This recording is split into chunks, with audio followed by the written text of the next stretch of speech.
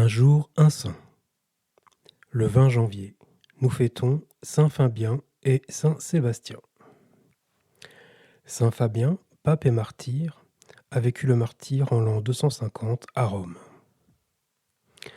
Saint Fabien succéda en 236 à Saint Anthère et son élection eut quelque chose de miraculeux.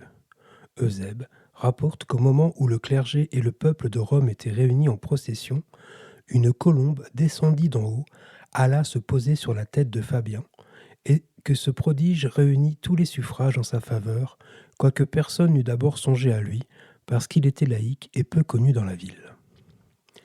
Il gouverna l'Église pendant 14 ans avec autant de zèle que de sagesse, envoya Saint-Denis et d'autres missionnaires dans les Gaules, condamna Privat, évêque de Lambèse, qui répandait une nouvelle hérésie en Afrique, et bâtit plusieurs églises dans les cimetières où reposaient les corps des martyrs. Il avait tenu, la seconde année de son pontificat, un concile où furent condamnées les erreurs d'Origène, qui vivait encore et dont la personne fut épargnée. Il n'est pas même certain que ses écrits y aient été condamnés. On ignore les autres détails de son pontificat. La paix dont il jouissait était du fait de l'empereur Philippe, qui était chrétien. Cependant, lorsque Dèce lui succéda, il reprit les persécutions avec encore plus de cruauté. Fabien souffrit le martyre en 250, comme nous l'apprenons de saint Cyprien, qui dans une lettre au pape saint Corneille appelle saint Fabien un homme incomparable et dit que la gloire de sa mort a pleinement répondu à la sainteté de sa vie. Son corps fut enterré dans le cimetière de Calixte et dans le IXe siècle, saint Gius II le transféra dans l'église du titre d'Écuissé.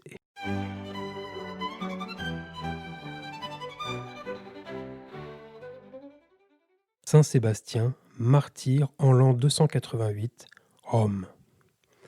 Saint Sébastien naquit à Narbonne dans les Gaules et fut élevé à Milan, d'où sa famille était originaire. Il montra dès sa jeunesse un grand zèle pour la religion chrétienne qu'il avait embrassée. Non content de la pratiquer lui-même avec ferveur, il s'efforçait de la faire connaître aux païens, et il opéra, quoique laïque, un grand nombre de conversions. C'est ce zèle qui le détermina à se rendre à Rome vers l'an 283, afin d'être plus à portée d'assister les confesseurs et les martyrs.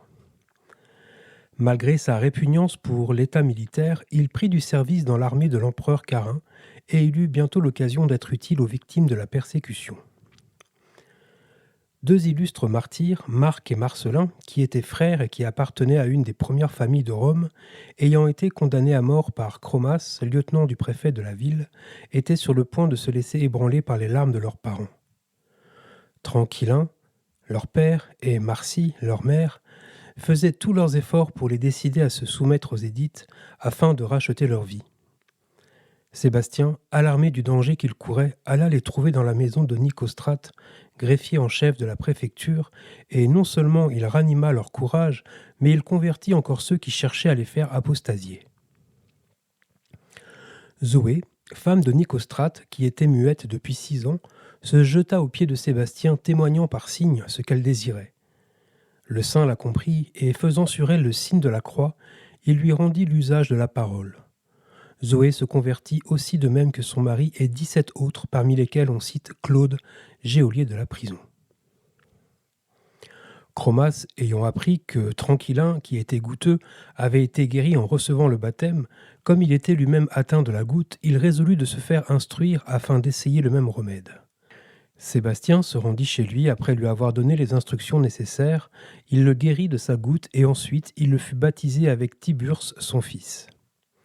Chromas, par reconnaissance, fit mettre en liberté tous les confesseurs, et s'étant démis de sa charge, il se retira à la campagne. Dioclétien, ayant succédé à Carin, vint à Rome en 284.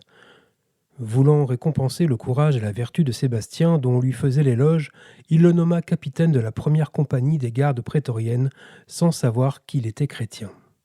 Chromas, en quittant Rome, avait emmené dans sa campagne plusieurs nouveaux convertis, dont il s'agissait de perfectionner l'instruction. On ne trouva personne de plus capable de les disposer au baptême que Sébastien et le prêtre Polycarpe. Mais ni l'un ni l'autre ne se souciait de quitter Rome, de peur de manquer l'occasion de mourir pour Jésus-Christ.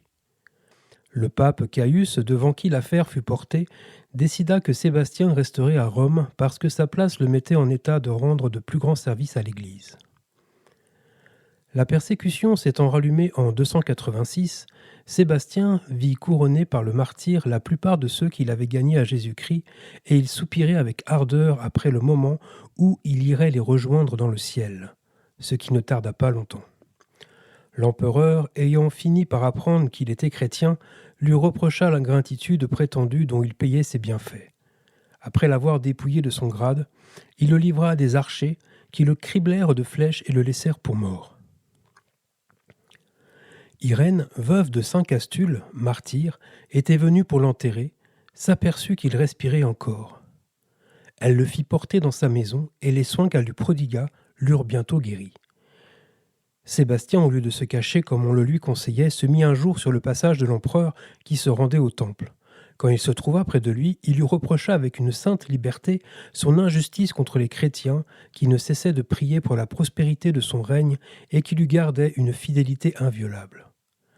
Dioclétien, surpris d'entendre de telles paroles, le fut encore bien davantage lorsqu'il vit qu'elles lui étaient adressées par un homme qu'il croyait mort.